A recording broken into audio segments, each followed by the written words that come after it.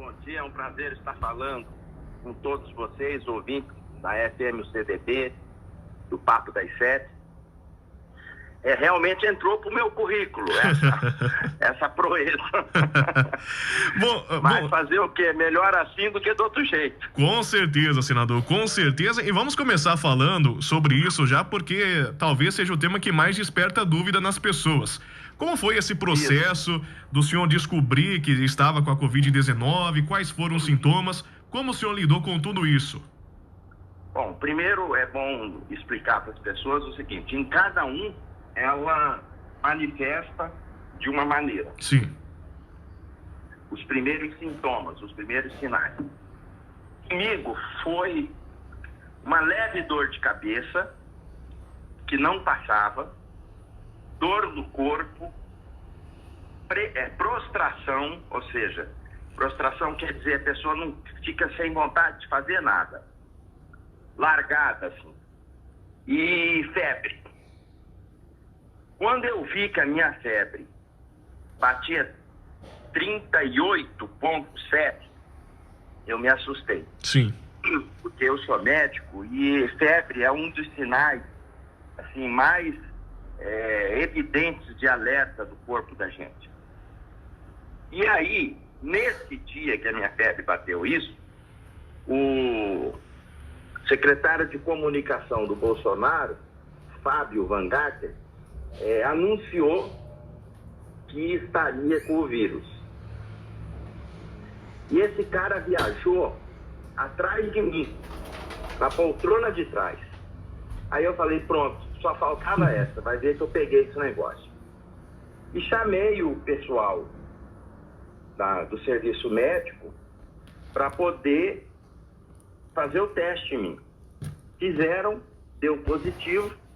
Eu imediatamente me isolei, fiquei num quarto que tem no apartamento lá de Brasília, funcional, separado, com banheiro separado, e fiz o teste em todas as pessoas que estavam à minha volta.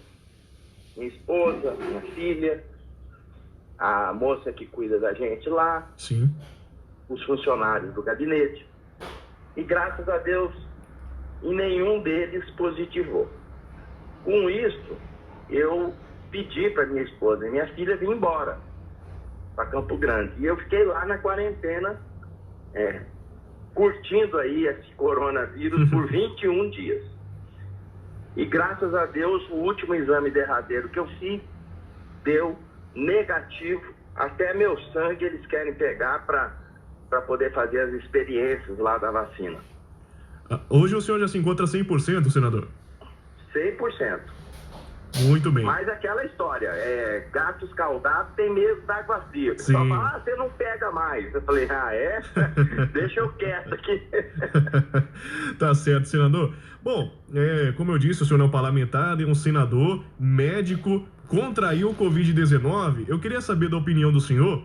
Como o senhor, como parlamentar, como cidadão, enfim, como médico, está acompanhando isso que aconteceu nessa última semana aqui no Brasil? Esse embate do presidente Jair Bolsonaro com o ministro da Saúde, Luiz Henrique Mandetta, toda essa polêmica e essa divergência de ideias entre eles, senador? Bom, o que eu posso dizer é um resultado final que me deixou muito feliz. Sim. Foi a união de ambos. O Brasil precisava disso. Imagine você, no meio de uma confusão dessa, tirar o responsável técnico pela condução do enfrentamento. No caso, o ministro Mandetta. Seria a mesma coisa você tirar um técnico de futebol de um time que está indo bem, faltando meio campeonato ainda para disputar. Ou seja, no mínimo era imprudente fazer isso. Mas, graças a Deus, o bom senso imperou. Cada um entendeu que deveria ser melhor essa união, se uniram e, daqui para frente, enfrentar esse inimigo oculto, que é esse vírus. 7h27, estamos conversando com o senador aqui por Mato Grosso do Sul, Nelson Trade Filho, o Nelsinho Trade. Senador, a gente teve a notícia que as suas primeiras emendas individuais foram liberadas e o senhor já destinou elas para a saúde. Olha, eu vou dizer para você, isso realmente aconteceu e como eu sempre priorizo a saúde nos meus mandatos, acabou que veio numa hora muito própria. E nós conseguimos destinar R$1 milhão nessa primeira fase e vai ter mais uma outra de mais R$1 milhão para diversos municípios do Mato Grosso do Sul. Com isso, eles vão poder investir esse dinheiro na área da saúde, sem muita confusão de burocracia, para poder ajudar as pessoas. Ou seja, quando eu fiz essas emendas lá em outubro, novembro, jamais eu ia imaginar que nós íamos estar passando por isso. Mas acabou dando certo, porque a saúde sempre é uma prioridade. Se não é para combater de uma forma terapêutica, elas podem ser feitas de uma forma preventiva. Então isso realmente veio numa hora muito própria. Correto. Senador, e na questão do parlamento, né, no seu caso, no Senado em geral, quais as medidas que estão sendo discutidas nesse momento? Está todo mundo pensando na mesma coisa ou estão acontecendo algumas divergências nessas votações de caráter emergencial, tendo em vista o combate à pandemia? Olha, ali é um parlamento, né? Sim. Um parlamento é composto por cada um com um pensamento diferente, uma corrente política diferente. É um retrato da sociedade. Agora, nós estamos diante de uma emergência mundial. Isso não é brincadeira que está acontecendo. Se você vê o que acontece na Itália, em Nova York, nos Estados Unidos, sim, no Japão, que é um país disciplinado, a gente realmente se assusta. Então, lá há um sentimento, em Brasília, de nós deixarmos divergências de lado e nos unirmos no sentido de todo mundo irmanado, juntos, vencer essa questão desse coronavírus. E as medidas que estão chegando lá para poder dar um suporte ao mais necessitado, ao mais humilde, aqueles que não concordam com o valor de R$600 votam a favor justamente para poder chegar na ponta logo essa ajuda para aquele que mais precisa. E com isso a gente tem superado as dificuldades ideológicas. E o que a gente pode esperar do Senado é um comprometimento para que a gente, de uma vez por todas, vença essa batalha, que, de acordo com os especialistas, está iniciando. Você já pensou? Pois é. Que o pico dela vai vir na segunda quinzena de abril para início de maio. Então, a gente realmente fica assustado, porque uma situação como essa, parou tudo. Eu tive informação que a receita dos municípios, do estado, teve uma queda brusca. Como que vai fazer para fazer frente aos seus compromissos? Por isso que eu já fui executivo, já fui prefeito 8 anos, e muitas vezes as pessoas não compreendem um gesto, uma atitude do executivo. No caso do presidente Bolsonaro, não que eu seja a favor de flexibilizar o isolamento, eu sou totalmente a favor de se isolar mesmo. Sim. Porque eu me isolei e ninguém da minha família pegou. Então eu sou a prova viva de que essa é uma coisa que realmente funciona. Agora, o impacto que isso vai dar na economia lá na frente, como que vai ficar? Vocês vão ver só como nós vamos penar ainda. Sim. Nós vamos vencer o vírus, mas a situação vai ficar realmente muito complicada na questão do giro econômico do país. Senador, eu lembro, né, quando a gente acompanhava a campanha eleitoral, o senhor falava muito da questão de ser municipalista. e talvez essa pandemia também sirva de aprendizado. Acredito que tem que servir de aprendizado para todo mundo. E nesse momento, né, onde o sistema de saúde combalido como nós temos, a gente percebe o quanto os estados e os municípios sofrem e o quanto Brasília é, de certa forma, gorda nesse momento, não é, senador? É verdade, E você observa que essa gordura que Brasília está queimando, com estados e com municípios, dando uma ajuda aqui, outra lá, ela prova mais uma vez que o nosso discurso estava certo. Nós realmente temos que fortalecer estado e município para poder fazer frente a uma situação como essa. Agora, você tocou num ponto que eu gostaria de fazer um comentário com uma reflexão das pessoas. Sim, fica à vontade. Veja bem, toda campanha eleitoral, qual é o tema mais atacado? É a saúde.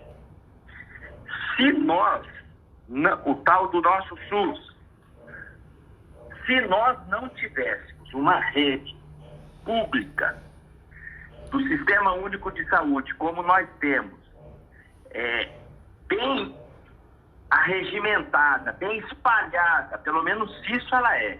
Sim. Em toda cidade que você vai, por menor que ela seja, você encontra o SUS lá, a portinha e aquele símbolo do SUS. Se nós não tivéssemos isso, meu amigo, esse problema ia ser muito mais sério sob o ponto de vista de disseminação, de acolhimento do que ele está sendo hoje. Então, quero render minhas homenagens aqui a todos os funcionários do Sistema Único de Saúde que estão na linha de frente. Eu mesmo presenciei isso quando fui tratado, eu fiquei 5 dias no hospital, e esse vírus, ele não pega só de você falar com as pessoas. Por exemplo, ao te trocar a tua roupa, dar um banho em você, pegar um lençol e tirar e pôr outro, isso é altamente contaminante. E as pessoas que estavam fazendo isso nos hospitais, todas fizeram com muito profissionalismo, e não resta aqui outra atitude a não ser de saudá-las com um voto de louvor, que é o que eu quero fazer nesse instante. Claro, com certeza, senador, muito merecido realmente aos profissionais de saúde que continuam nessa batalha. Senador Nelsinho Tradi, a gente tem uma opinião da população, né? Muita gente fala, comenta que sente um pouquinho de falta de medidas práticas dos parlamentares, né? Muita gente comenta, não diminui o salário deles, não fazem isso, não fazem aquilo. É importante também, senador, a gente salientar que não é o momento para medidas populistas. E, ao mesmo tempo, queria perguntar para o senhor o que o parlamento como um todo vem fazendo nesse sentido. Bom, o parlamento tem, se você for ver, a gente fez um levantamento esses dias, tiveram mais de 400 propostas para poder amenizar essa situação do coronavírus. Sim. Outra coisa, tem ações no sentido de organizar uma socialização maior dos recursos dos poderes, para poder direcionar mais para a saúde. Outra coisa, há um entendimento, e isso é o mais difícil, e as pessoas têm que entender que ali é uma casa de embate, de ideias divergentes. Hoje existe uma comunhão, uma sintonia, para que todo mundo possa atuar sem ver essa parte ideológica. Todos os projetos que chegam lá, não demora 24 horas, eles são apreciados, mesmo sem a gente estar presente. De um dia para o outro inventaram aperfeiçoaram, já estava inventado, sim, essa questão da sessão remota. Eu costumo dizer que de remota não tem nada, porque você está lá de frente da tela do computador, o representante do Amazonas está lá, o representante do Rio Grande do Sul está lá, do Mato Grosso do Sul está lá, da Bahia está lá, todo mundo se vendo cada um no seu estado e se conversando. Ou seja, votamos tudo que tinha que votar, ainda vamos votar mais. Hoje é quinta-feira, ponto facultativo em muitos lugares, mas nós temos votação e daqui a pouco eu estou ligado para poder apreciar e votar. Ou seja, a gente está fazendo a nossa parte, sim. Agora, homem público, ele é sujeito a crítica, você tem que saber absorver isso. Claro. Senão larga, como meu pai falava quando eu reclamava: meu filho, você está reclamando? Larga e vai para o seu consultório. Lá você vai atender seu paciente e ele não vai ficar fazendo críticas da sua atuação. Então você tem que estar imune a isso aí. E muitas delas te ajudam a você se melhorar. Então, esse é o sentido de toda essa história.